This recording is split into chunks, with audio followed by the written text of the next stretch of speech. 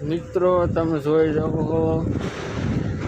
લો કેવો બે દી થાય એક ધારો આવો ને આવો વરસાદ આવે. હવે વરસાદ શું કરવાનો હે? આ રાજકોટમાં તો વાંધો ન આવે, પણ ગામડે ભોર ને પાથરા ને બધું પલાળી દીધું બે દીમાં. ત્યાં બધાની હાલત કેવી હશે? ગાયોનો સારો ને બધું ગામડે પલાળીને વહી ગયો. આ કમોસમ વરસાદ થઈ ગયો હે. બાકી અત્યારે વરસાદનું ટાણું નથી. અત્યારે બધાને માંડવી બધું નીકળતું હોય એટલે અત્યારે વરસાદની કંઈ જરૂર નથી. પણ આ તો કહે ને કે કમોસમ વરસાદ થઈ ગયો.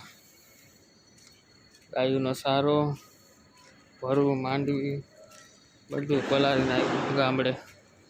તો કાંઈ આપણે રાજકોટમાં તો વરસાદ થાય કે ન થાય કંઈ ફેર ન પડે.